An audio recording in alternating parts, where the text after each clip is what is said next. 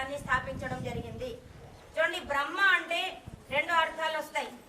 బ్రహ్మ అంటే జ్ఞానము. ఆ బ్రహ్మకు జ్ఞానానికి అధిపతి అయినటువంటి తత్వమే బ్రాహ్మతత్వము. అందుకే ఇది బ్రహ్మకు సంబంధించినటువంటి విద్యాలయము, అంటే జ్ఞానానికి సంబంధించినటువంటి విద్యాలయము. మరి అలాంటి ఉత్తమ జ్ఞానాన్ని ప్రసాదించినటువంటి ఎవరైతే పరబ్రహ్మ ఉన్నాడో అతని గురించి కూడా ఇక్కడ మీకు చాలా విధాలుగా జ్ఞానము ఇవ్వడం జరుగుతుంది. అందుకని బ్రహ్మకు సంబంధించినటువంటి విద్యాలయమే బ్రాహ్మ మహావిద్యాలయము.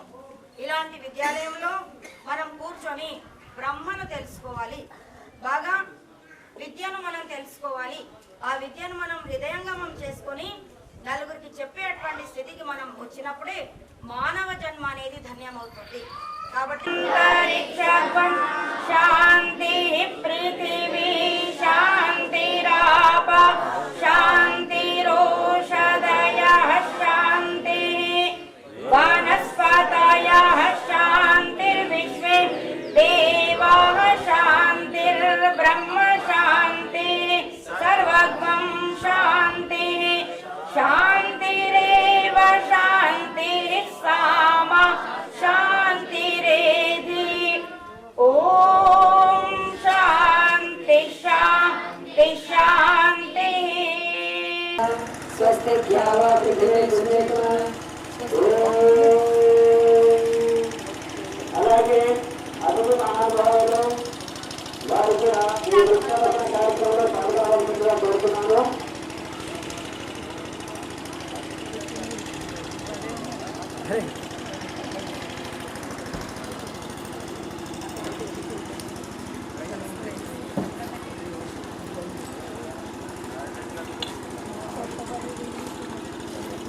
గ్రామ మహావిద్యాలయము వలసిందిగా మిమ్మల్ని నేను ప్రార్థిస్తున్నాం.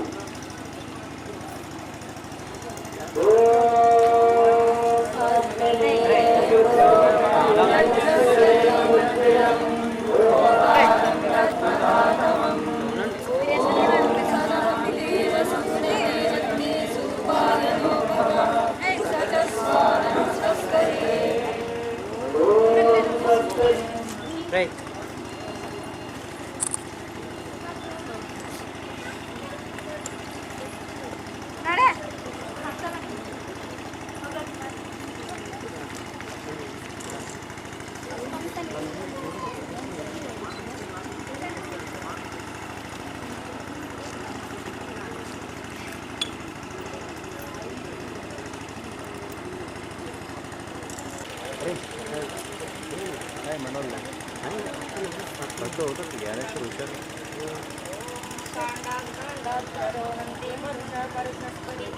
देवानो दूते प्रतनुषतेन सहस्रेण च आयने ते परायणे दूर्वारोहन्तु पुष्पिणी उत्सो वा तत्र जायतां रथो वा पुण्डरीकवान्.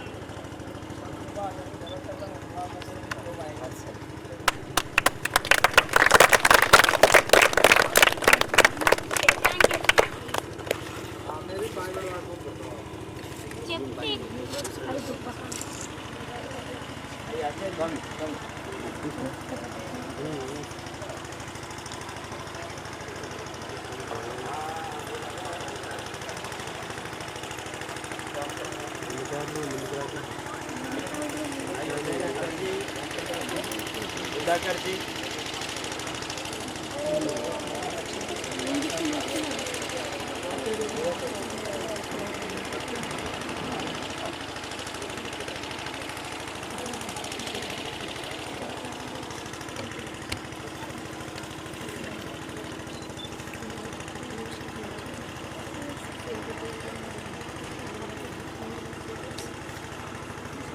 What is it?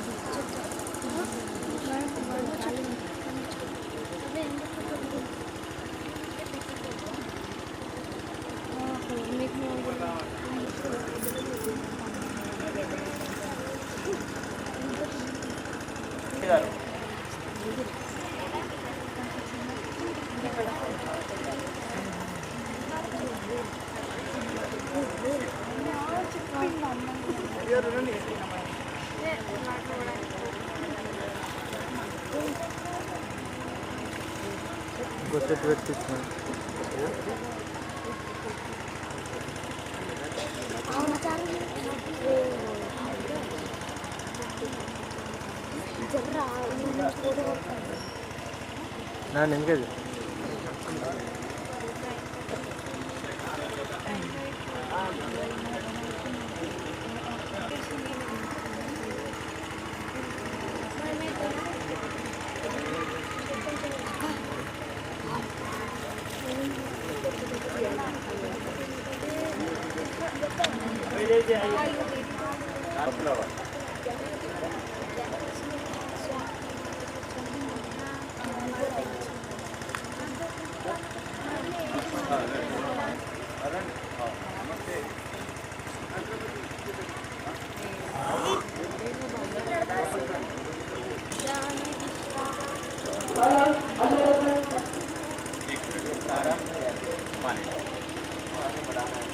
स्वस्ति नस्तार्क्ष्यो अरिष्टनेमि स्वस्ति नो बृहस्पतिर्दधातु ॐ भद्रं कर्णेभिः शृणुयाम देवाः भद्रं पश्येमाक्षभिर्यजत्रा देवमृत्युजं होतारं रत्नदातमम् ॐ सनतिदेव सूनवेद्ये सोपायनो भवन् सजस्राणा स्वस्तये ओम स्वस्ति बन्धामनुचरेम सूर्या चन्द्रमसादिवा पुनर्भवता कृता जानता संगमे मयि धन्यवादमुలు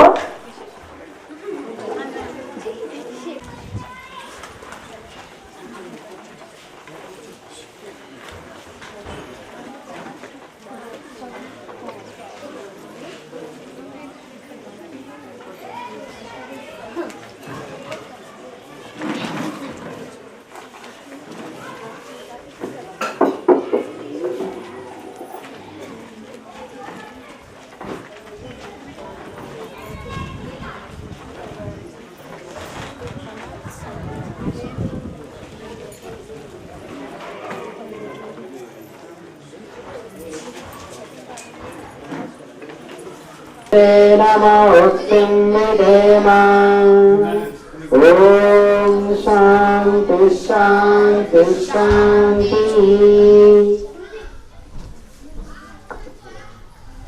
ఈ కార్యక్రమానికి చాలా మంది విద్వాంసులు ఆచార్యులు పండితులు అలాగే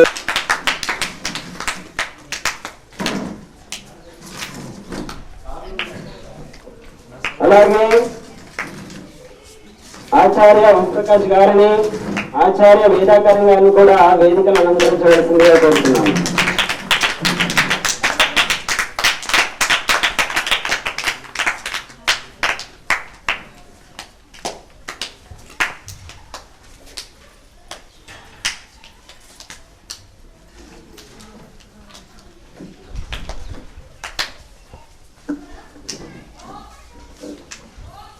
మొదటి దినము యజ్ఞబ్రహ్మగా ఉన్నటువంటి ఓరుగా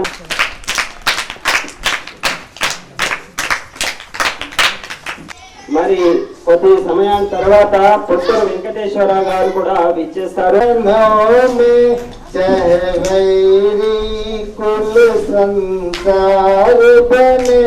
चाहे जीवन मुझ पर भार बने, चाहे मेरी कुल संसार बने, चाहे जीवन मुझ पर भार बने, चाहे मौत गले का हार बने, रह ज्ञान तुम्हारे चरणों में मिलता है सच्चा सुख केवल भगवान तुम्हारे चरणों में। अर्षनेमि स्वस्तिना बृहस्पतिर्दधातु चिरैरङ्गे पुष्पं तस्माभिर्विषयमयं भूतां लक्ष्मीदातमम्। ఆచార్య సన్మానం చేయవలసిందిగా కోరుతున్నాను.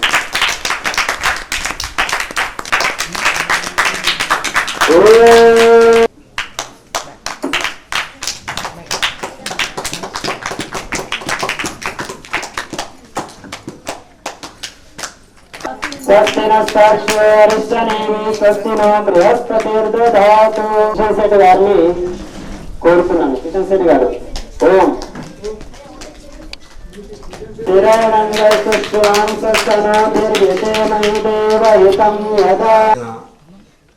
స్వామీజీ, ఇతర విద్వాంసులు మరియు పెద్దలు, ప్రియమైన విద్యార్థులు, ఆర్య మాతృశక్తి ధర్మానురాగులైనటువంటి ఆర్య బంధువులారా, మనందరికి కూడా ఒక నానుడి ఉంది. నేటి బాలరే రేపటి పౌరులు అని. వేదంలో కూడా చాలా స్పష్టంగా చెప్పబడింది. ప్రపంచంలో అన్నిటికంటే కూడా గొప్ప లక్ష్యం ఏంటంటే